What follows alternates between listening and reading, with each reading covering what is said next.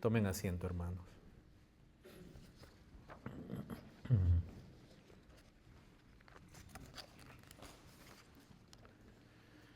Amén. La semana pasada, hermanos, leímos y dimos un vistazo rápido al libro de Génesis en lo concerniente a la creación del varón, la mujer y el establecimiento del matrimonio. Es parte sumamente fundamental, hermanos. Es más, es lo primero que se resalta acerca del ser humano. Y ya que hemos visto esos pasajes y los hemos leído, no necesariamente voy a leer todo hoy día, pero sí recordarles algunos conceptos que hemos visto.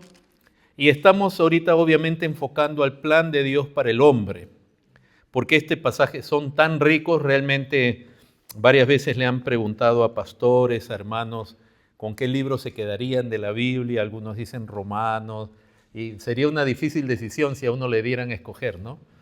Pero para mí el libro de Génesis es un libro que cada vez que lo leo, he leído estos primeros capítulos infinidad de veces y cada vez que lo leo es nuevo, es más profundo.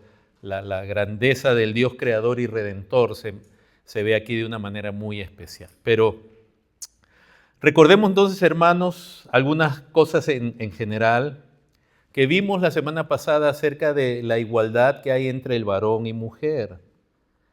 Ambos son seres humanos, no son distintos. Y creerán o no, lo mencioné en algunas culturas, en algunas épocas de la historia, y quizás en el presente, en algunos lugares, en Oriente, sigan pensando de la mujer como una subcreación, como algo defectuoso. Pero no, la Biblia le da dignidad a los dos, al varón y a la mujer. Son la misma humanidad. La mujer fue hecha del hombre, para que no quede duda. Así como cuando el Señor se encarnó en una mujer, para que no nos quede duda de que Él era humano, si no el cuerpo de una mujer rechazaría a un ser de otra especie. Ambos fueron hechos a la imagen de Dios, lo vimos en el capítulo 1, lo cual quiere decir que el patrón para ambos era el mismo, la imagen de Dios, ¿no? Que claramente en el Nuevo Testamento se nos dice que es Cristo, la imagen de Dios. En Colosenses capítulo 1 y en Romanos 8 se dice que se nos predestinó para ser hechos a la imagen de su Hijo. O sea, hay un patrón, y es que todas las criaturas humanas tengan esa resemblanza de Cristo, a quien el Padre ama perfectamente, con quien el Padre tuvo comunión por toda la eternidad, y como dice la Escritura, en quien su alma tiene contentamiento. Una expresión, ¿verdad? Porque sabemos que Dios no tiene alma en el sentido humano, pero el Padre se complace en Cristo. Entonces, Él formó al hombre y a la mujer en ese aspecto, y en la redención a ambos se nos está haciendo a la imagen de Cristo.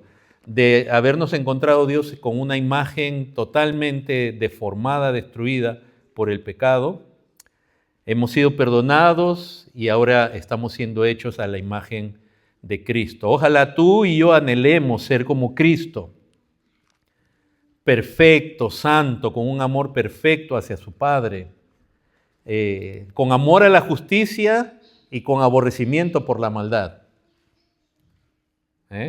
Porque no se trata de ser como Cristo en su gloria, en su divinidad, error que cometen muchos, sobre todo en el ambiente de la superfe, donde creen que ser como Cristo es prácticamente volar o tener poderes sobrenaturales. Entonces, ambos fueron hechos a la imagen, diseñados a la imagen. Hagamos al hombre a imagen de Dios, dice, varón y hembra los hizo. Ambos fueron hechos, dice, conforme a nuestra semejanza, es decir, para que tengan una relación. La semejanza de Dios es la relación que hay en la Trinidad, una relación de gozo, de amor, de aprecio.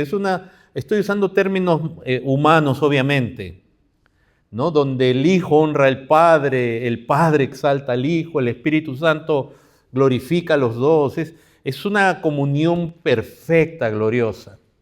El hombre fue creado también para ser un ser relacional y tenga una relación gloriosa y fructífera como lo hay en la Trinidad. Fueron ambos, varón y mujer, creados para tener señorío sobre la creación. O sea, a la mujer también se le concede que junto con el varón ejercieran señorío, que implica el cuidado de lo que Dios les entrega para que mejore, digamos, para que produzca, para que se incremente. Ambos fueron bendecidos por Dios por igual. Un varón y una mujer son igualmente bendecidos por Dios ahora en Cristo. Y la instrucción de Dios fue para ambos, fue para el varón y la mujer. La mujer tiene toda la capacidad del varón de entender la revelación de Dios en las Escrituras, de conocer a Dios, de entender doctrina. No hay una limitación, no quiere decir que los hombres pueden ser más inteligentes en ningún aspecto, y menos en la teología. Hay mujeres que destacan en su conocimiento de Dios, en su entendimiento, a veces de ciertas áreas de la doctrina. Y son un deleite leer a veces sus materiales o escucharlas. Entonces, en ese aspecto hay una igualdad entre ambos, hermanos. Pero y a ambos se les da también instrucciones, mandatos. La palabra de Dios, por si acaso, es para los dos. O sea, la palabra de Dios es para que el varón la siga y también la mujer. Ninguno está exento. Y a ambos Dios los cuida. A los dos le dio sustento y los bendijo, ¿no? Esos son aspectos en los cuales somos iguales, pero también vimos distinciones, y la más clara es que dice en el capítulo 1 que los hizo varón y mujer. Somos diferentes en el aspecto físico, biológico, y eso va a tener algunas implicancias también en lo emocional, en lo psicológico. Las mujeres tienen por naturaleza una mayor orientación en ciertas cosas, y es lo natural, es lo sensato. Lamentablemente el feminismo radical, algunos le llaman las feminazis, es ese feminismo violento que trata de destruir y que afirma que ser mujer y las distinciones de mujer es una construcción social, se engañan a sí mismos. Es muy conocido los estudios que han habido en el país quizás más liberal del mundo, donde si hay alguna diferencia entre hombre y mujer fueron borradas hace mucho. Nos referimos a los países nórdicos, en Suecia, Noruega y Dinamarca, donde no hay esa construcción social que hay en otras culturas, y donde ponen a un niño chiquitito, 1 año, dos niños pequeñitos, varón y mujer, y les ponen juguetes al frente, y típicamente los varoncitos van a un tipo de juguetes y las niñas van a otros. Las niñas van más hacia las muñequitas, a lo relacional, al afecto, y los niños van más a construir cositas, sin que nadie los esté construyendo emocionalmente. Las mujeres tienen más atención a ciertos detalles. Ayer yo llegué a mi casa y una de las preguntas típicas es: ¿te has dado cuenta de esto? Que había comprado algo, ya ni ahí había. Pero me dice, está ahí desde hace 2 días. ¿Qué puede decir uno nada más? Heme aquí, soy culpable. Entonces, hay diferencias. El varón tiene otra perspectiva, pero esas no son diferencias de esencia, sino justamente en cuanto a peculiaridades que son necesarias para ser un complemento. Para ser un complemento, ¿ok? De hecho, en lo físico hay diferencias, y por eso hermanos, es abominable cuando en esta cultura, aún desde el gobierno, quieren imponer una igualdad que no existe. Y, por ejemplo, hacen competir a hombres que creen ser mujeres, les hacen competir con mujeres, y siempre esos hombres que creen ser mujeres les dan una paliza a las mujeres, en box, en carrera o en lo que sea. Porque físicamente el varón está construido de otra manera para el trabajo más fuerte, etcétera, etcétera. Entonces, hermanos, hay distinciones, pero no de esencia, sino distintos aspectos emocionales, psicológicos, y tienen fundamentalmente el propósito, de nuevo, de ser complemento, y particularmente para la reproducción. Por eso la biología es importante, para el matrimonio, la reproducción y la crianza de hijos. Un varón no le puede dar leche a un bebé recién nacido. Toda esa falsificación satánica estamos viendo en esta cultura. Mira, te muestran fotos de hombres embarazados, dicen. No, es una mujer que se cree hombre, que se inyectó hormonas, pero todavía tiene la capacidad de fecundarse, es fecundada, pero no es un hombre. Algo que no pueden hacer los fanáticos de estas ideologías es cambiar la genética de la gente. Por más que digan lo que digan, tú eres X o XY. No te pueden cambiar. Y por eso que el matrimonio, hermano, es una aberración lo que hay en esta cultura cuando se habla del matrimonio gay. No existe tal cosa. Si la idea del matrimonio, de la matriz, es justamente procrear, y Dios dejó eso bien limitado en la creación y nadie lo puede cambiar, por más que se quemen todas las Biblias del mundo. 2 varones o 2 mujeres no pueden procrear. Lo que hacen es falsificar el matrimonio. Tal cosa es una abominación, es una aberración, pero ya los gobiernos por la presión comienzan a autorizar tales cosas y no es así. Entonces, hay una igualdad en esencia, hay ciertas distinciones para hacer un complemento.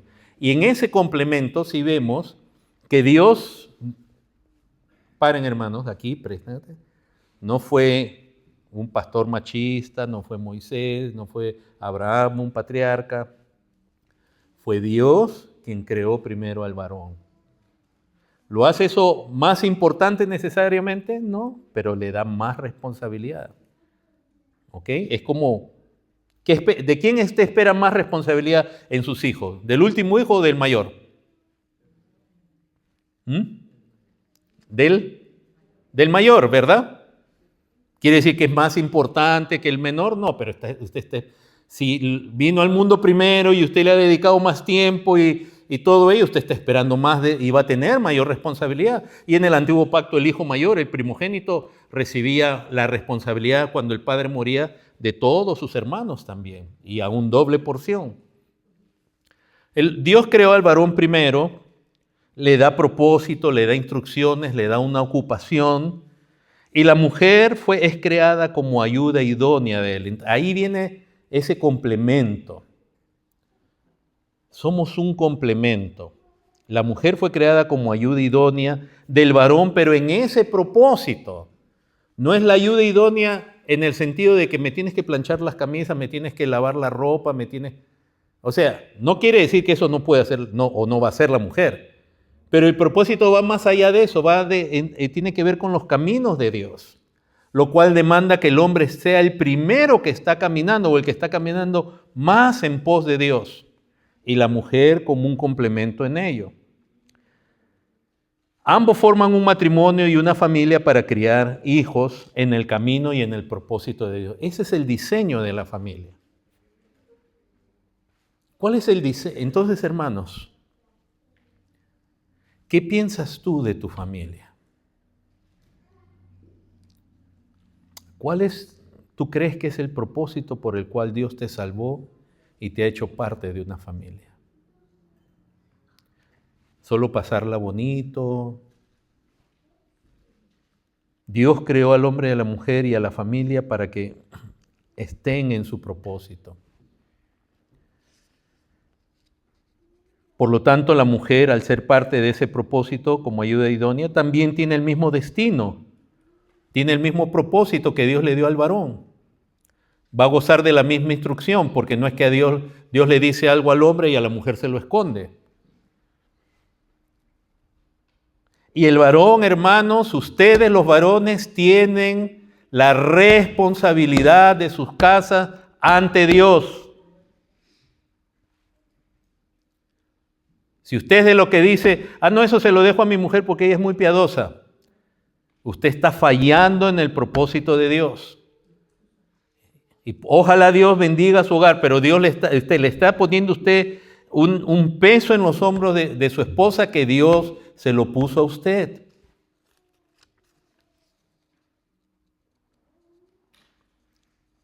Y miren que en ese complemento hay algo muy bonito, porque Dios es el quien tiene el plan en todo esto en el capítulo 2 de Génesis, y lo pone a dormir a Adán, etcétera, y de su costado, de una costilla hacia la mujer, se la trae, y él la reconoce. Y él dice, este es hueso de mis huesos y carne de mi carne. Y Pero Adán reconoce algo en ella, reconoce su humanidad, reconoce su identidad con ella y reconoce cualidades en ella, porque no sé si alguna vez usted se ha preguntado por qué Adán en el capítulo 2, verso 23 le llama varona, si del varón fue tomado. Adán mismo la ve y dice, esta será llamada varona porque del varón fue tomada. ¿Qué es eso? Hermanos, una cosa es masculinidad bíblica y femineidad bíblica, que es los rasgos, los atributos de cada uno conforme a la Biblia, los aspectos, los detalles, que sí son bien específicos en cuanto a ser masculino y femenino. El género humano, Dios lo creó, o sea, Dios hizo, digamos, a la raza humana e hizo el género masculino y femenino. Interesante. ¿Y en los ángeles? ¿Hay varones y mujeres? No hay. Los ángeles, una pregunta, ¿los ángeles tienen sexo? Y es una pena, es una lástima que los grandes vendedores de productos cristianos ahora pinten a todos los ángeles como mujer. Es un desastre. Porque los ángeles no son mujeres, pero tampoco son hombres como nosotros, con órganos masculinos, no. Pero todos los ángeles son varoniles, varones, en ese aspecto. Porque ser varonil no habla de ser masculino o femenino necesariamente, sino de que a Dios mismo se le llama varón en las Escrituras. Y Dios es espíritu, Dios no es hombre o mujer. Y han visto todo el ataque que hay hoy en día, todas esas blasfemias y abominaciones que están surgiendo acerca de que Dios es mujer, el feminismo nuevamente, destruyendo la imagen de Dios. Pero de Dios la palabra dice Dios no es hombre para que mienta. Él no es un ser humano, Él no es un varón. En la encarnación, el Hijo de Dios se encarna como varón, pero de Dios se dice que Él es varón, por ejemplo, Él es varón de guerra.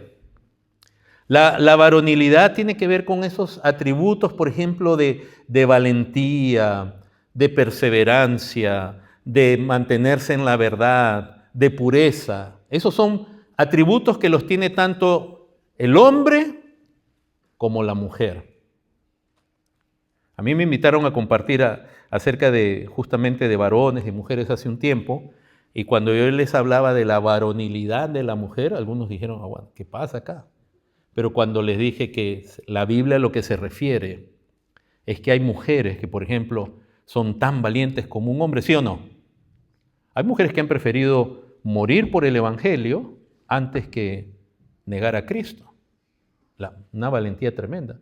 Y puede haber un hombre que se comporte cobardemente, portaos varonilmente, dice el apóstol.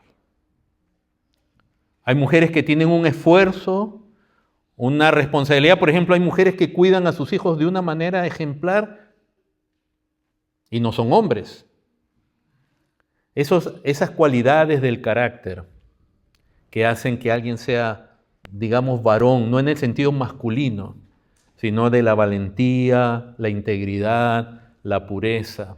Y Adán ve en Eva esas cualidades, dice, esta será llamada varona porque del varón fue tomada. No quiere decir que se parecía físicamente a él. Entonces, hermanos, lo primero que a la luz de este pasaje tenemos que hacer es examinar primeramente los varones. Si Dios nos ha hecho a la imagen, o si Dios hizo al hombre a la imagen de Cristo, y esa imagen fue deformada, pero en la redención Dios quiere volver al hombre a hacerlo a su imagen. No hay manera de hacer a alguien a la imagen de Cristo sin que primeramente necesite ser salvo.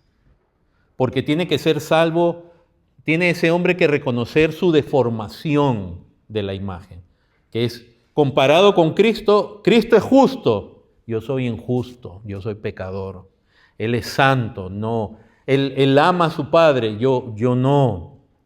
Uno tiene que ver su deformidad en cuanto a la imagen, arrepentirse, lo que llamamos pecado, ser salvo, creer que Dios presenta la salvación, el perdón en Cristo. Y ahí es donde por fe en Cristo uno comienza desde el día que uno es salvo. Y hay una transformación a la imagen de Cristo. Y esa obra continúa creciendo y creciendo y creciendo en nosotros. Entonces la primera pregunta para un varón es, ¿eres salvo? ¿Has visto tu propia deformidad de carácter? Que eres totalmente lo opuesto a Cristo y has rogado salvación a Dios, perdón, y que te dé el privilegio de ser hecho como Cristo. Entonces, hermanos varones, los que estamos acá, aunque esto también va para las damas, pero la pregunta es ahora, ¿estás siendo hecho a la imagen de Cristo? ¿Estás siendo santificado tú en la palabra? ¿Es tu deseo ser hecho como Cristo, ser como Él? ¿Es tu meta ser como Él? Esa es mi meta, hermano. Yo todavía estoy súper lejos. Pero mi meta es espero que el día despertar a la imagen de Cristo. En cuerpo, o sea, ya resucitado y todo. Yo sé que cuando muera y abandone el cuerpo y vaya a la presencia de Dios, ya he abandonado el pecado acá, ¿no? Y en ese aspecto, pero espero mi ser completo ese día, que con cuerpo y alma ame a Dios de una manera perfecta. Que ya no haya ni siquiera asomo de pecado en mi mente. Entonces, hermanos, si no hay un varón que anhela ser como Cristo, no hay familia. En vano está que te hable yo de la crianza de los hijos si tú mismo como varón no deseas ser como Cristo. Si tú estás contento contigo mismo, tú te miras y te miras bueno. No se trata de mirarse y uno despreciarse ni nada de eso, pero a la luz de aquel que es justo, glorioso y perfecto, uno sabe que a uno le falta y uno quiere ser como Él. Hasta los hombres pecadores quieren ser como otro pecador que destaque en algo. Los jóvenes, los niños quieren ser como ese deportista que tiene un talento especial. Eso es innato en el ser humano. Las mujeres normalmente, si no tienen a Cristo, quieren imitar a alguien. Pero nosotros queremos imitar a Cristo. Queremos, pero no como una imitación en sí. Queremos ser transformados a la imagen de Cristo. Pero si un varón en la casa no quiere ser como Cristo, hermano, está perdida esa familia. No digo sin esperanza, sino me refiero, el capitán del barco. Ahora, como varones, ¿estamos siendo formados a la semejanza de Dios también? En nuestras relaciones con la esposa, con los hijos, con otras personas, con los hermanos en la iglesia. Hay esa relación entre uno y los demás de aprecio, de humildad. Todos los requisitos que la Biblia nos habla de lo que debe haber en una relación. Estimar a los demás como superiores de uno mismo, servir, amar, perdonar. Entonces los varones también, el propósito es ser hechos a la semejanza. ¿Cómo es tu relación con otros, varón? Y nosotros nos relacionamos distinto que las mujeres, ¿eh? Eso es cierto. Los varones nos relacionamos distinto en el sentido que, por ejemplo, uno no está pendiente de detalles y de todo el sufrimiento emocional que puede tener otra persona como si lo tiene una mujer.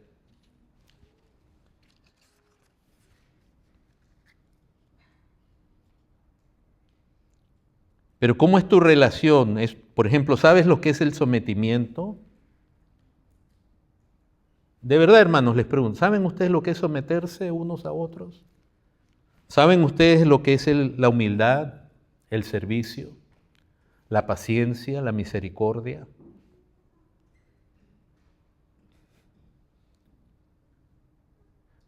Porque si no lo sabemos, si no lo estamos viviendo. Hermanos varones, ¿cómo estamos? Adán, Dios lo creó y Dios le habló. ¿Y cómo estamos nosotros en cuanto a las instrucciones de Dios, que en este caso nos las ha dado en su palabra? ¿Cómo esperas guiar, liderar, si en las instrucciones de Dios ni te interesan a ti? Por eso es que las familias están como están.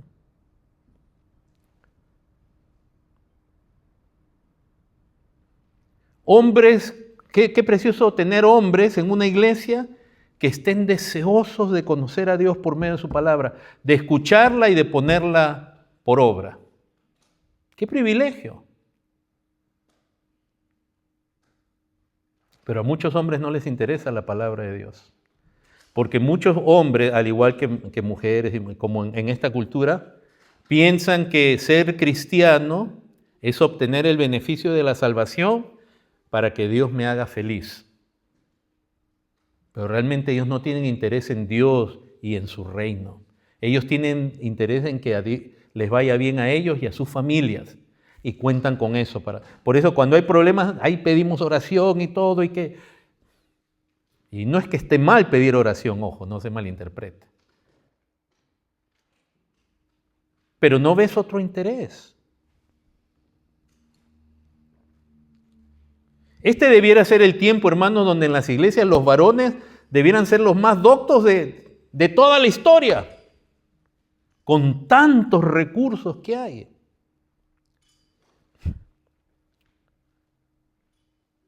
¿Amas la palabra de Dios? ¿La obedeces? ¿Cómo puedes guiar a una familia? ¿Cómo podemos esperar que, hermanos, podemos acá predicar de nuevo todas las doctrinas de la gracia, toda la confesión de fe? Podemos estudiar a Turretin, a Grudem, podemos dominar teología sistemática, pero sin estas cosas, ¿cómo estás, hermano, en cuanto a ser también lo otro que le dio a Dios a Adán, trabajador y responsable?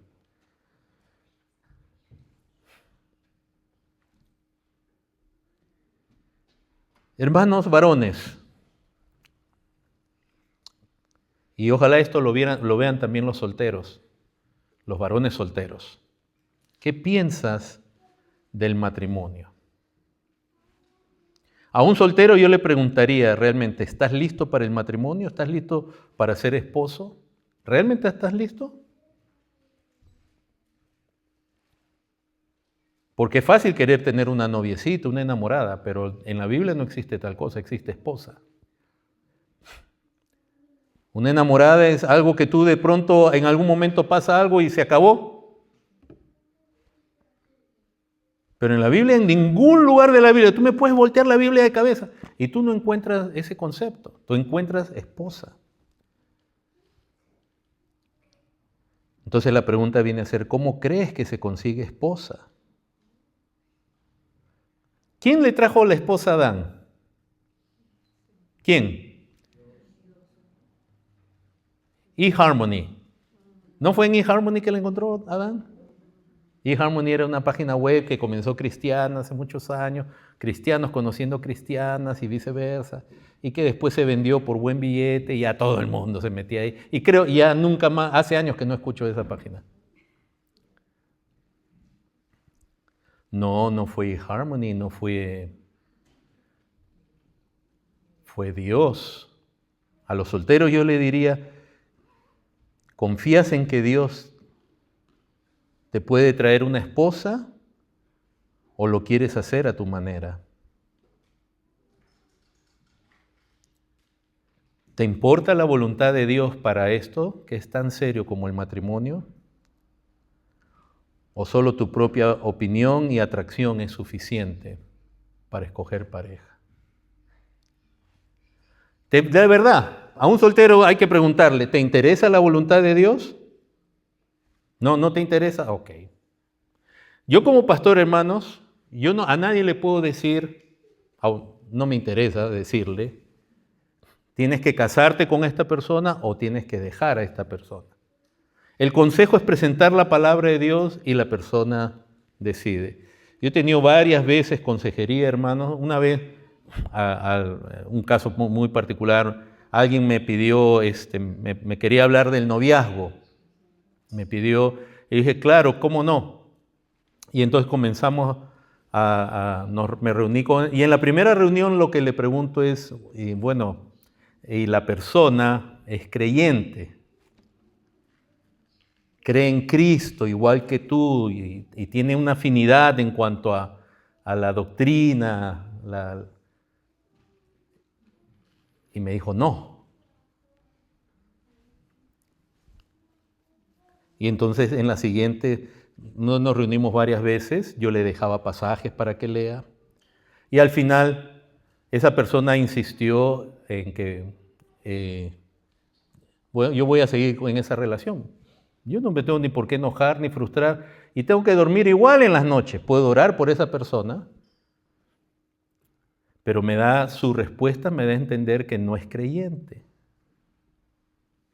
Porque el creyente cree a lo que Dios dice. Y el Dios que dice no te unas en yugo desigual y te da 20,000 ejemplos en las Escrituras de lo que es el yugo desigual. Si tú no le crees a Él, ¿quién soy yo para imponerme? Y yo puedo seguir amando, apreciando a la persona, saludándole, pero... Entonces, la pregunta es, ¿crees, confías en Dios para esto? Entonces, hermanos, acá venimos, sobre todo para ya los que estamos casados, pero para los jóvenes, venimos a lo que se conoce como el dating, el enamoramiento, que practica esta cultura y que en Estados Unidos y en Occidente ahora ya es normal, desde hace mucho, desde cuando yo era joven. O sea, esto no es nuevo, ni es algo de esta última generación, pero es la manera no bíblica de escoger esposa, porque se basa en la atracción de uno hacia otro. Ahora, yo les hago esta pregunta con honestidad y lo voy a decir con amor, con paciencia. ¿Qué clase de atracción es la que hay entre un varón y una mujer?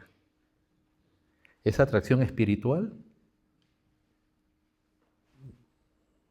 Responda.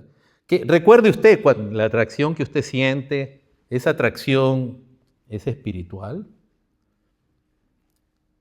Solo veo cabecitas moviéndose así. No, es una atracción física y en cierto grado emocional, porque no se conocen mucho.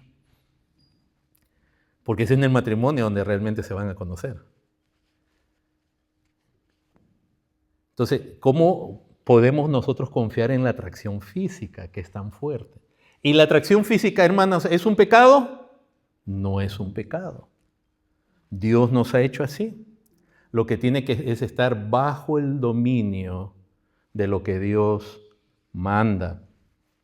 Por eso el dating, el enamoramiento no es bíblico ni es espiritual, es físico, es emocional. Para eso Dios nos creó con esas hormonas.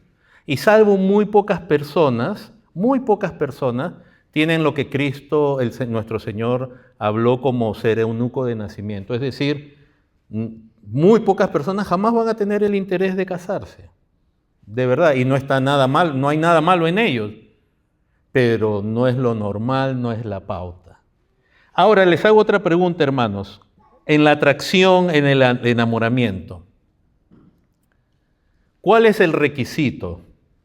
El requisito es que te guste la persona, por alguna razón.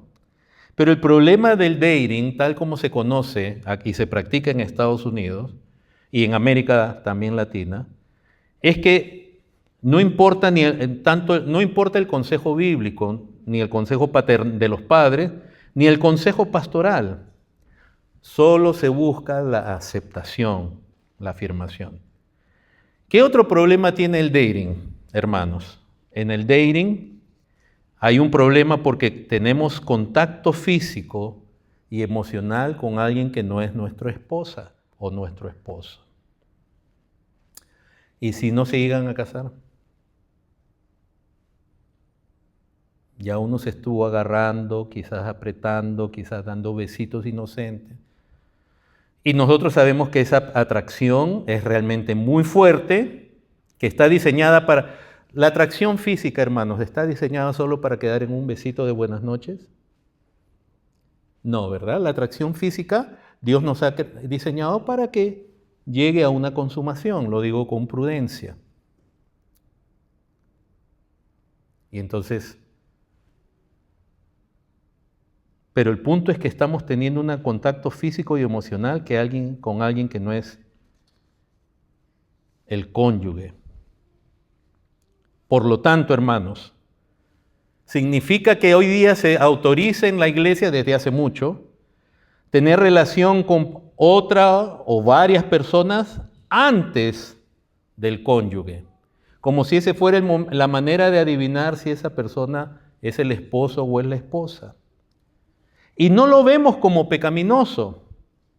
En la iglesia condenamos las relaciones románticas extramatrimoniales, o sea, si están dos personas casadas, y yo voy a usar un ejemplo, la verdad, crudo, no voy a hacer menciones indebidas porque hay jóvenes, hay niños acá, pero un ejemplo crudo.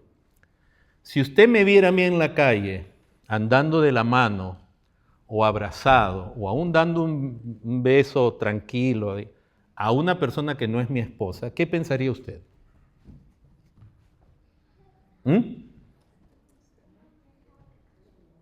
Bueno, algunas hermanas quisieran matarme en ese momento, seguramente.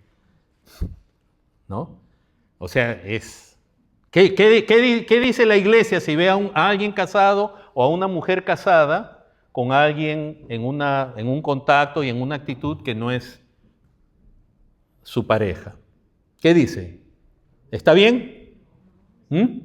Está mal. Entonces nosotros condenamos las relaciones románticas extramatrimoniales, pero no las prematrimoniales. O sea, parece que está permitido que yo tenga relación con alguien, porque no estoy casado, entonces yo sí puedo hacerlo. Pero si estoy casado ya no puedo hacerlo. Y en la Biblia nunca vemos eso. Ese es lo que pasa aquí, hermanos. Que condenamos de nuevo las relaciones románticas fuera del matrimonio, pero no las prematrimoniales. Y las prematrimoniales son tan pecaminosas como las extramatrimoniales, porque no es tu esposo, no es tu esposa. Por lo tanto, no te es lícito tener un tipo de contacto y de relación porque no es tu esposo. Por eso es que Dios, cuando llega el momento de casarse, ¿qué hay que hacer? Casarse. Cásense. Y en el matrimonio, miren, se pueden apapachar, pueden ir de la mano, pueden saltar en paracaídas juntos, pueden hacer lo que quieran.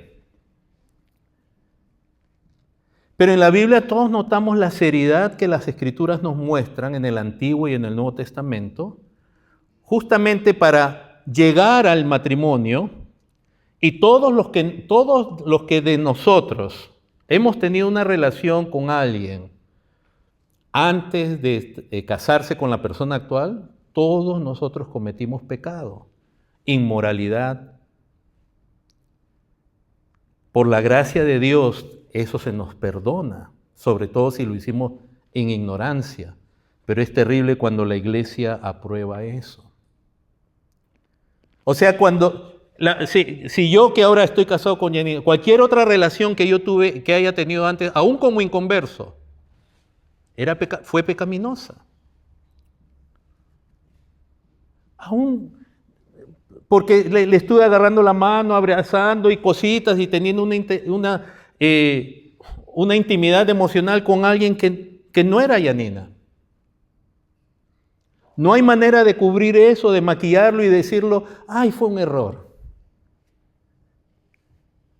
Era pecado. Porque si no, hermanos, no hablemos de la fidelidad al esposo o a la esposa, porque es como parece que pudiéramos ser infieles antes y no después. Y ambas cosas.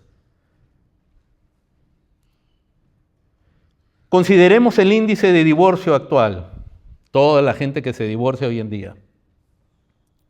El romanticismo entra en Occidente, ese romanticismo popular No hablo del romanticismo en el aspecto necesariamente filosófico, sino ese aspecto de que los deseos y las emociones son lo que determinan las decisiones.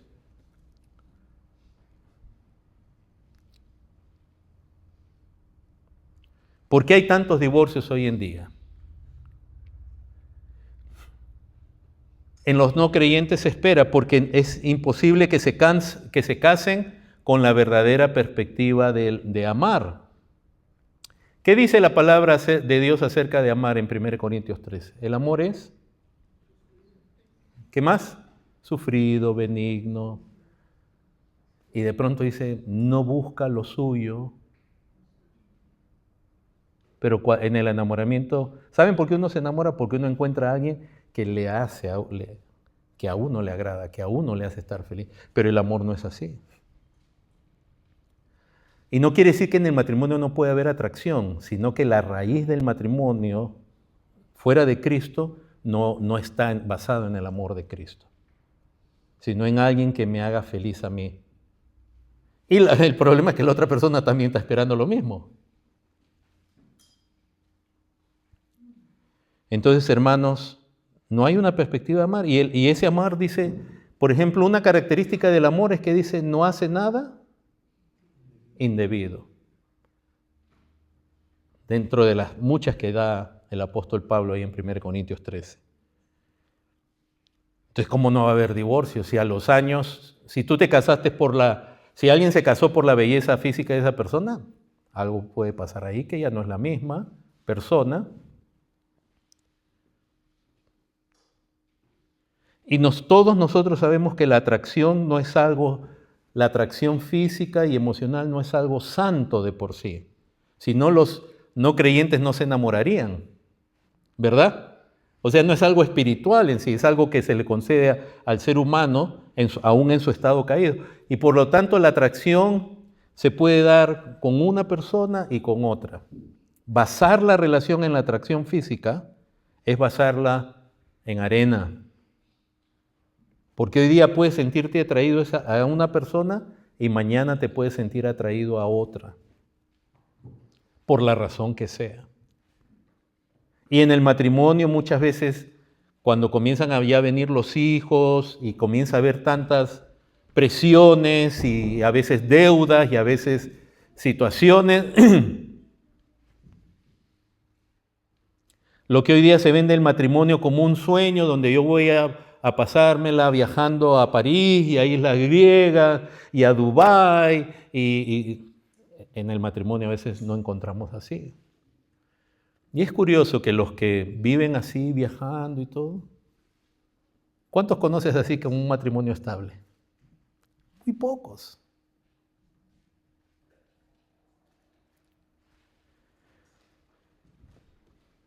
Entonces, no casarse con la verdadera perspectiva de amor, de propósito, sino casarse basados en la atracción, en la apariencia física, en el beneficio personal, en ser agradado, es algo muy, muy delicado, muy egocéntrico.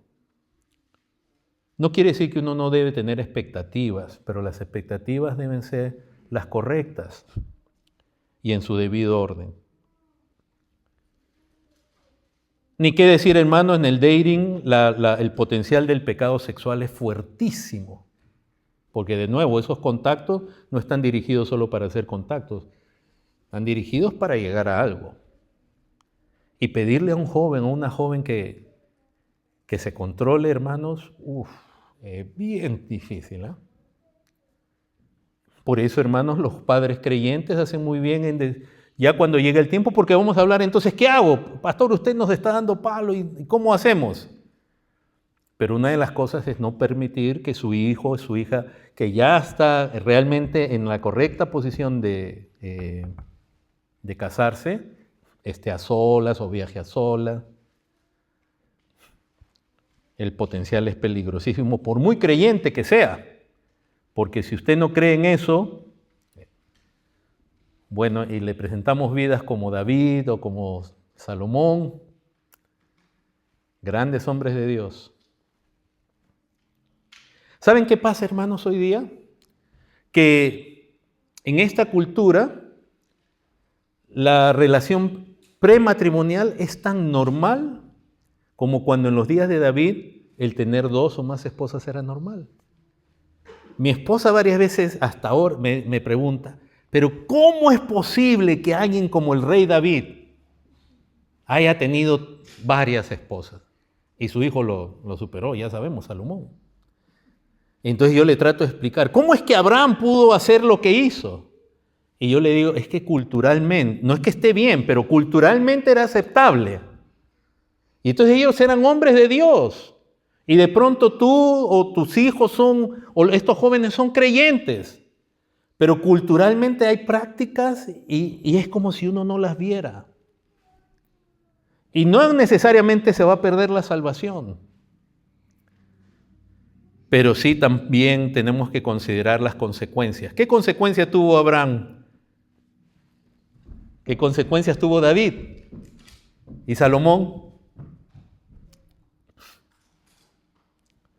Entonces, hermano, culturalmente ese es uno de los problemas. Vaya a una iglesia americana y hábleles de esto y para comenzar lo expulsan.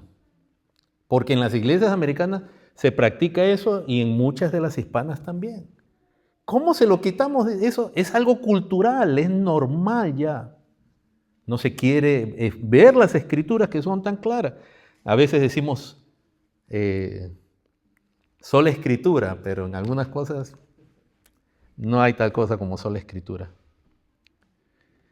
Hermanos, y la idea de que, pero hermanos, nosotros vemos que eso funciona, que sí hay parejas que están bien casadas, o sea que entonces cambiemos los principios bíblicos y la gracia de Dios, con su misericordia, por el pragmatismo. Si funciona, pero a la vez vemos que no funciona, hermanos. ¿Cuántos jóvenes nosotros conocemos que se casaron y las cosas no fueron? Se casaron de esa manera y las cosas no salieron como ellos esperaban. ¿Cómo conseguir entonces, hermanos, un cónyuge? ¿Cómo hizo Adán? Adán se dan cuenta que no hizo nada en sí. Dios se la trajo, pero sí, nosotros tenemos una participación. Es Dios de quien debemos depender para ello. Pero lo que podemos decir es, si tú eres alguien que quiere casarse, necesitas conocer a la persona. Primeramente, saber si es creyente. Conocerle como creyente, conocer su compromiso con Dios, su santidad, su entendimiento de Dios. Bueno, de nuevo, el varón es el que toma la iniciativa, y si un varón quiere servir a Cristo y amar a Dios y obedecer a Dios, va a buscar a una persona que complemente en esa área. Pero si el varón no tiene ese interés, cualquier guante le hace la medida. Por eso parte de quién eres tú primeramente ante Dios, y así vas a buscar una pareja. Conoce a esa persona en el contexto de la iglesia, como creyente, como hermano, como hermana. Ahí tú te vas a dar cuenta a lo largo del tiempo en qué cree, cuál es su temperamento, cuál es su actitud, su disposición. Puedes conoce sus relaciones con sus padres, con la iglesia, con sus pastores. Pero ha habido casos de personas que han conocido a alguien y de pronto han tenido esa convicción de que esa persona puede ser su esposo o su esposa. Y una vez escuché un buen testimonio donde lo que hizo el hermano, conoció a una joven y en pocas semanas él tuvo una convicción, obviamente hubo la atracción también, pero él se refrenó. Y lo que él hizo fue hablar con los pastores de esa joven. Y hablar, el pastor, mire, está ahora, se ha mudado ella a esta ciudad, ¿qué nos dice, qué nos cuenta? Habló con su pastor, su pastor habló con el otro pastor, y el testimonio que daba ya no solo el pastor, sino otros hermanos, porque tenían relación como iglesia, era un testimonio muy lindo de esa joven. Entonces es cierto, a veces uno no puede conocer a alguien necesariamente meses o años, pero sí conocer a la persona es importante. ¿Cómo se lleva con su papá? ¿Cómo se lleva con su mamá? ¿Cómo se lleva con sus hermanos, con la iglesia? Entonces, el contexto para conocer a una persona es primeramente en la iglesia. Las referencias de otros son válidas. Por eso se le pide sobre todo al varón, pero también a la mujer, pero más al varón, que ejerza algo que Dios nos da, que se llama el dominio propio. Es decir, uno siente la atracción, el flechazo le dicen uno, ¿no? ¡Pum! La atracción, y la Biblia nos habla de dominio propio, que es un fruto del Espíritu.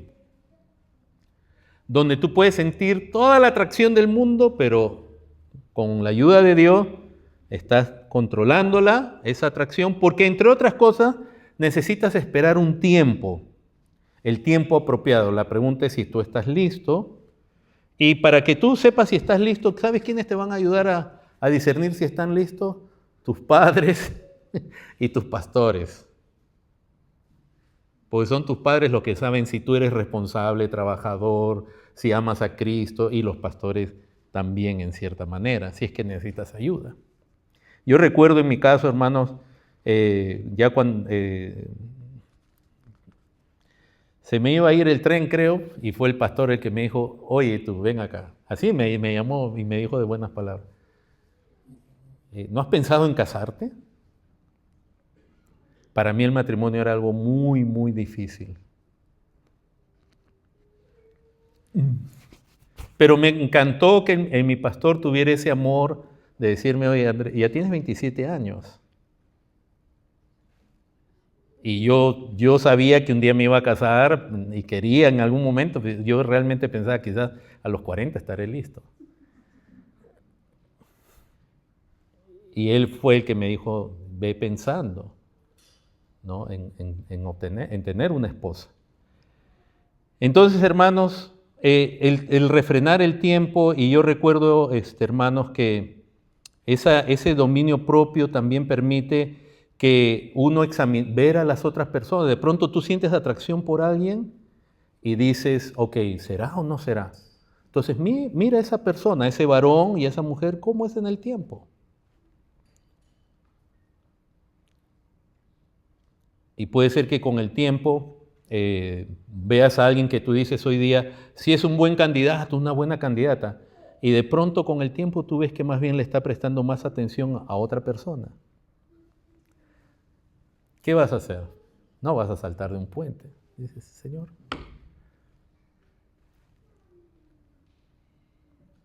Uno no se tiene que desesperar, no se trata de... Hay que esperar para saber si es o no la persona. Y hasta que llegue el momento de la decisión. Y la decisión hacia tu pareja, varones, no es de tener una enamorada, es de tener una esposa. Cuando tú veas a una joven y tú ya estás listo y por la gracia de Dios, tú tienes que mirar a esa mujer, a esa joven, como tu esposa. O sea, no es una novia. Noviazgo es simplemente el tiempo de preparación para la ceremonia. Pero me refiero, tú tienes que, me voy a casar con esta persona. Me voy a casar con esta persona. No hay otra relación en las Escrituras. Por eso es que en la Biblia nosotros vemos lo que se conoce como el desposorio, que es lo que practicaba el pueblo de Dios, los judíos, el caso de José y María, que ellos ya estaban desposados, que era ya el acuerdo donde José María y sus familias dijeron, se van a casar, se ponía una fecha, aún en el desposorio se hacía una celebración y ya era como un matrimonio. Fíjense, se consideraba como un matrimonio ya, que todavía no se había consumado. Y llegaba la fecha ya donde ante los ancianos se juntaban, ¿no? Y ya era un matrimonio. Pero era un compromiso. Por eso cuando María sale encinta, concibió del Espíritu Santo, dice que José quiso dejarla. Y la palabra es la misma que se usa para divorcio. O sea que no estaban todavía casados al 100%, pero ya el desposorio era como un matrimonio.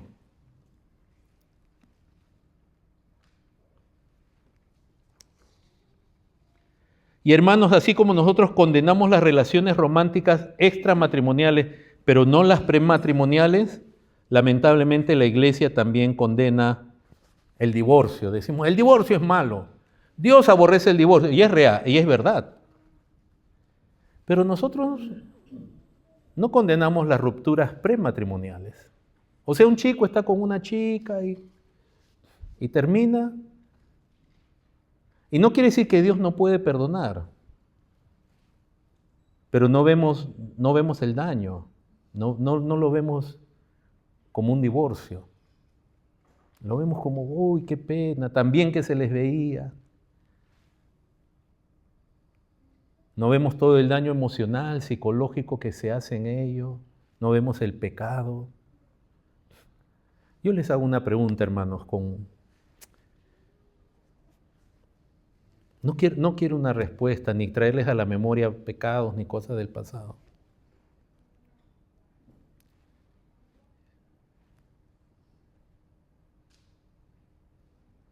Pero si usted tuvo un sentimiento, una atracción antes de su cónyuge, ¿cómo lo ve usted? Y rompió con esa persona. ¿Cuánto sufrimiento puede uno causarle a una persona? Y por la gracia de Dios, a veces a tropiezos uno va aprendiendo en cuanto a la voluntad de Dios. Ya cuando llegó el tiempo mío, hermano, y yo no les estoy diciendo esto a ustedes, esto es algo que yo comencé a aprender de Dios, de las Escrituras, y traté de implementarlo en mi vida, después de haber pecado yo también en esa área. Y cuando ya llegó el tiempo de pedirle a Yanina ser mi esposa, le dije, quiero hablar contigo de esto. A ella se le cayó el mundo, obviamente, pues no esperaba algo así. Pero yo que veía en ella, yo veía una joven que amaba a Cristo, una joven que era trabajadora, que buscaba la virtud, que buscaba cosas que yo admiraba porque yo buscaba a Cristo.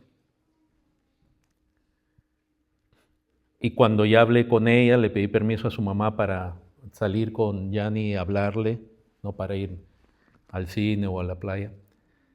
Y yo lo que le dije a Yani, le dije, ya esto es lo que Dios ha puesto en mi corazón, lo que yo tengo hacia ti. Y le dije, si alguno de nuestros padres se opone, o nuestros pastores, esto queda aquí. Eso sí fue bien claro. Si alguno de nuestros padres o pastores. Entonces nosotros hablamos y acá está la hermana Clarita. Nos fuimos a comer un helado, quizás ella recuerda. No fue para ganarla con el helado, por si acaso. Aunque quizás eso ayudó, no. Y le dije, Clarita, esta es mi intención con Yanina, este es nuestro deseo. Yanina primero fue la que me dijo que sí, porque no fue que su mamá me dijo, acá te la entrego, ¿no? Dame 20 camellos y 40 ovejas. O sea, primero tuvo que ser Yanina la que dijo, y ella le di varias semanas, o sea, no como le di, sino en el sentido que ella estuvo orando, etcétera, hasta que ella también tuvo la misma convicción. Y de ahí entonces fuimos con su mamá y la hermana nos dijo que sí, que estaba bien, que estaba muy bien con eso.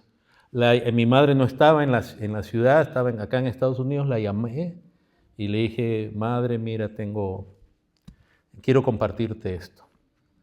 Y ella también estuvo de acuerdo. Ella estuvo de acuerdo. Por último, nuestros pastores, allá en Lima, donde estábamos, ellos estuvieron en completo acuerdo, estaban muy contentos. Y cuando llamamos al pastor, que había sido como un papá también, sobre todo para Yanina, aquí, el hombre en el teléfono saltaba de gozo, ¿no? Y su esposa y todos estaban contentos. Pero, hermanos, por eso, esto que se los estoy compartiendo, no es algo que, como Dios nos encontró, ya es así permanezcamos en Cristo, pero no hagamos un patrón antibíblico para otra generación. No hagamos un patrón bíblico y no elevemos la gracia de Dios al punto de que cualquier cosa es perdonada y no importa si hay más divorcio. Y si soy cristiano y me divorcio 3 veces, Dios me va a perdonar. Posiblemente sí. Esa parte del divorcio, hermanos, es una parte delicada. Es una parte bien delicada. Pero no hagamos de la gracia un pretexto entonces para, bueno, no prestemos atención a la palabra. Y wow, que sí se va el tiempo. Pero terminemos en Jueces capítulo 13. Esto del dating, del enamoramiento no es nuevo. Lo vemos en las Escrituras cantidad de veces. Y particularmente en el caso de Sansón. No tenemos tiempo para leer todo el pasaje, pero cuando el ángel de Jehová se le aparece a la esposa de Manoa, que es el papá de Sansón, le dio un anuncio. En el verso 4 le dice a la esposa, verso 3, a esta mujer apareció el ángel de Jehová y le dijo, he aquí que tú eres estéril, Jueces 13:3, y nunca has tenido hijos, pero concebirás y darás a luz un hijo. Pues he aquí que concebirás y darás a luz un hijo, y navaja no pasará sobre su cabeza, porque el niño será nazareo a Dios desde su nacimiento, y él comenzará a salvar a Israel de mano de los filisteos. Miren, hermanos, la fuerza de este pasaje, ¿saben cuál es? Decirle a las mujeres, si no fuera por mí, tú no darías a luz hijos. Porque a veces usted, hermana, y hay que tener cuidado, no estoy acusando a nadie, no quiero comer Maruchan el resto de la semana, no estoy acusando a nadie. Pero sí estoy diciendo que a veces ustedes dicen, ¡ah, mi hijo! Y más porque creció dentro de ustedes, lo sintieron y les dolió. Y se desvelaron y dicen, ¡mi hijo! ¿Pero es tu hijo? ¿Tú estás consciente de quién te dio esa capacidad de engendrar y dar a luz? Y es como que en ese pasaje Dios nos muestra a una mujer que no podía tener hijos y entonces el mismo ángel de Jehová, una pre-manifestación de Cristo, le dice, vas a concebir y me lo vas a consagrar. No le vas a afeitar, era un niño que desde su nacimiento tenía que ser nazareo, conforme al voto de los nazareos en el libro de Números capítulo 6. Pero qué precioso, hermanos, un niño con un destino así, donde dice en el verso 5, pues he aquí concebirás, darás a luz un hijo, navaja no pasará sobre su cabeza, porque el niño será nazareo a Dios desde su nacimiento, y él comenzará a salvar a Israel de mano de los filisteos. Qué precioso destino, propósito de parte de Dios. Y así es con cada uno de nuestros hijos. No exactamente el mismo, de pronto su nombre no va a ser famoso, pero Dios tiene un propósito con cada hijo, ¿sí o no? Con cada hija, claro. Ahora, ella le cuenta al esposo, el esposo no es que no le crea, pero quiere estar seguro. Y él ora a Dios en el verso 8, en el verso 9 Dios le responde, o sea, oye la voz de Manoa y el ángel de Dios vuelve otra vez a la mujer estando en el campo. Ella corre, lo llama Manoa. Y en el verso 12 dice, entonces Manoa dijo, cuando tus palabras se cumplan, ¿cómo? Fíjense esta pregunta tan linda. ¿Cómo debe ser la manera de vivir del niño? ¿Y qué debemos hacer con él? Y ahí el ángel le dice lo mismo que le había dicho a la mujer, que va a ser nazareo desde la juventud, no podía tocar cosa mortecina, no podía beber vino ni sidra, ni siquiera ni comer cosa inmunda, etcétera, etcétera. Verso 24, la mujer dio a luz un hijo y le puso por nombre Sansón. Ese nombre Sansón significa, algunos lo traducen como un pequeño sol, ¿no? Y tenemos que entender esto, hermano, era un tiempo de oscuridad. Estamos en el libro de los Jueces, un tiempo de apostasía. Y ella posiblemente con ese nombre, no sé, si ella vio en ese hijo la posibilidad de que Dios, digamos, nos alumbre, traiga liberación. No lo sé, pero eso es lo que significa ese nombre. El niño creció y miren ahora, Jehová, ¿qué?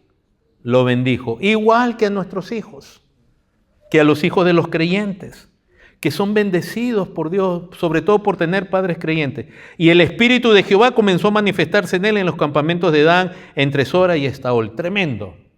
Hasta Dios ya lo había comenzado a usar. Pero ahora ya en el verso 14 dice así: descendió Sansón a Timnat y vio en Timnat una mujer de las hijas de los filisteos. Él era de la tribu de Dan. La tribu de Dan estaba junta al norte, al noroeste de la tribu de Judá. Pero tanto Judá como Dan en ese tiempo eran la frontera, estaban al borde de la franja inferior hacia el Mediterráneo, es el mar, que estaba llena de los filisteos, los paganos, los no creyentes. Él baja a Timnat. Timnat es una ciudad de Judá. Y en Judá ve a esta mujer que es filistea. Vean que como una mezcla ahí. Había una convivencia. ¿Ok? No quiero alegorizar ni entrar en nada, pero definitivamente había una convivencia entre el pueblo de Israel y estos paganos que eran, hermanos, eran de los peores, porque las creencias, las prácticas de ellos eran terribles. En este contexto ustedes saben que ellos adoraban al dios Dagón, era su dios principal. Digo, en el contexto de Sansón.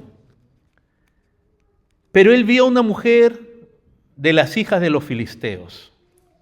Y subió, quiere decir que subió de nuevo a Dan, lo declaró a su padre y a su madre diciendo: yo he visto en Timnat una mujer de las hijas de los filisteos. Ahora miren esto: os ruego que me la toméis por mujer. Su padre y su madre le dijeron: no hay mujer entre las hijas de tus hermanos, ni en todo nuestro pueblo, para que vayas tú a tomar mujer de los filisteos incircuncisos. Y Sansón respondió a su padre: tómame esta por mujer, porque ella me agrada. En Sansón, ¿qué vemos? Se hace ese énfasis, dice que él vio. ¿Qué le atrajo de esa mujer? Las filisteas, como mujeres de la antigüedad, no crean que, hermanas, ustedes son las primeras que comienzan a maquillarse. Yo recuerdo haber visto un documental donde se han encontrado todo lo que ellos usaban para la belleza, al estilo de ellos de esa época. Pero algo vio con los ojos y él dijo: eso le atrajo. No era del pueblo de Israel. Y fíjense que la actitud de Sansón, porque dice, te ruego, fue donde sus padres dicen: les ruego que me la toméis por mujer. Parece que vemos ahí algo de respeto, pero a la vez también hay algo de presión, de demanda. Hay presión ahí. Tómamela, porque ella me agrada. Entonces, ¿cuántas veces los padres tendremos una situación parecida, donde un hijo, una hija, se dan cuenta lo mismo? En vez de pedir y preguntar por la voluntad de Dios, aparentemente hay como un sometimiento, respeto, pero no, en el fondo hay una demanda. Ella me agrada, no importa si no es de Israel. Sus padres le dicen: en Israel hay muchas mujeres. Hermanos, cuando un joven se enamora de una joven que no es creyente, uno dice: bueno, él mismo parece que no es creyente. Porque en las iglesias, hermanos, hay más mujeres que hombres. Hay más damas que hombres. Ahora, él logra la aprobación de sus padres. En el verso 5 se dice algo muy interesante: su padre y su madre no sabían que esto venía de Jehová, porque él buscaba ocasión contra los filisteos, pues en aquel tiempo los filisteos dominaban sobre Israel. No quiere decir que esto era la voluntad de Dios, sino que Dios iba a usar la incontinencia de Sansón para vengarse, para traer juicio sobre los filisteos. Verso 5: de Sansón descendió con su padre y con su madre a Timnat, y cuando llegaron a las viñas de Timnat, he aquí un león joven que venía rugiendo hacia él, y el espíritu de Jehová vino sobre Sansón. Hermanos, a pesar del error de Sansón en su entendimiento del matrimonio y con quién debía casarse, Dios está obrando con él. Y a veces ahí está la confusión, porque decimos: yo puedo hacer esto y Dios todavía está conmigo. O sea, confundimos que no sé qué esperamos, que cada vez que nos equivoquemos Dios nos lance un rayo. Su misericordia es grande. Dios todavía obra en él. Lo mata este león. Verso 7, descendió pues y habló a la mujer, y ella agradó a Sansón. ¿Y cómo le agradó primeramente? Fue por la vista. No podemos decir que le agradó a ella por su piedad, ella era de los filisteos. A saber si tenía ojos de algún tipo, yo no sé. Habiendo tantas mujeres en Israel, él se enamora de una que no es creyente. Verso 8, ya estamos terminando. Y volviendo después de algunos días para tomarla, se apartó del camino para ver el cuerpo muerto del león, y aquí en el cuerpo del león había un enjambre de abejas y un panal de miel, y tomándola en sus manos, se fue comiéndolo por el camino, y cuando alcanzó a su padre y a su madre, les dio también a ellos que comiesen, mas no le descubrió que había tomado aquella miel del cuerpo del león. Hermanos, acá vemos cómo Sansón comienza a tener en poco la consagración que Dios le mandaba. Porque agarra miel del cuerpo que había crecido en el cuerpo muerto de un león, y a él como nazareo le estaba prohibido tocar cosa muerta o inmunda. Oh, pero la miel es rica, es deliciosa. Y en ese tiempo no habían heladerías, no había un Alpine Bakery o quien sea. ¿Cómo se llama una pastelería mexicana buena? No había la Suprema, no había. La miel era entre los mejores dulces que había. Y él agarra la miel y comienza a llevársela. ¿Y saben qué me da pena? Que él le hace comer lo mismo a sus padres. ¿Cómo? Sin decirle los detalles. Porque ahí vemos el carácter de un hijo cuando le presenta a los padres algo que parece que es dulce y bueno, pero en el fondo hay ciertos detalles que los hijos esconden. Qué triste este caso de Sansón. No estoy diciendo que es el caso de todos, ¿no? Pero Sansón viene en el verso 10 donde su padre estaba y ahí hizo un banquete como solían hacer los jóvenes. Ese banquete que hace él ahí es el desposorio. El tiempo ya nos ganó. Sigan leyéndolo en su casa, el capítulo 14, parte del 15. Él ya estaba casado en ese aspecto, formalmente. No se había consumado el matrimonio.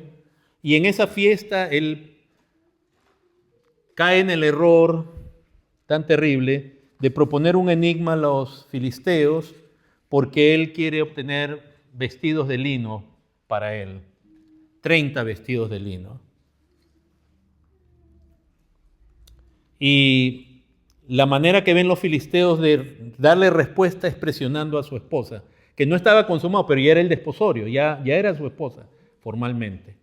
Y ella le lloró hasta que él le dijo la verdad. Y entonces los filisteos le respondieron y él se dio cuenta que había sido por presionar a su esposa. Y sin embargo el Espíritu de Dios al final del capítulo 14 viene sobre él, pero él hace algo con la fuerza que le da Dios. ¿Saben qué hace lo que él hace? Mata 30 hombres.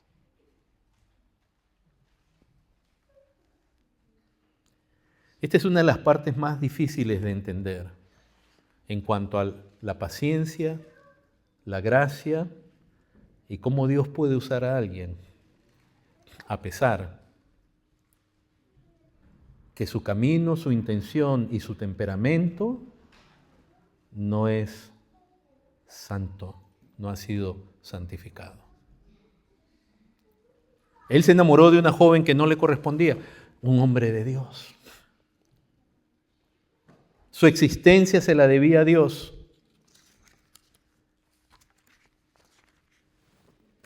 Pero él procedió indebidamente. Y no fue la primera vez. Lean el resto de la historia de Sansón. Y después se ve que era un hombre muy pasional. Después va con donde una mujer que ya comete inmoralidad más grave. Al final termina ¿con quién? Con Dalila. Y fueron felices para siempre. Esos pasajes de la Escritura están para nuestra enseñanza. Honremos a Dios en su palabra. por lo bueno que es Él, por su cuidado que tiene con nosotros. Dios no quiere, hermanos. Si alguien aquí al final de este mensaje dice, ay, pero Dios, ¿qué? Estamos como cuando el Señor habló del matrimonio y ellos dijeron, mejor no nos casemos, conviene no casarse. ¿Por qué pensamos mal de Dios en lo que Él nos aconseja? ¿Por qué pensamos que es limitante? ¿Por qué arrastraremos el pensamiento de Eva que pensó mal de Dios? Y de Adán mismo, porque cuando ellos oyeron la voz de Dios, en lugar de decir, estoy aquí, perdóname, se escondieron, como si Dios los fuera a eliminar. ¿Por qué no pensar que Dios quiere lo mejor para nosotros? Les invito a poner en pie.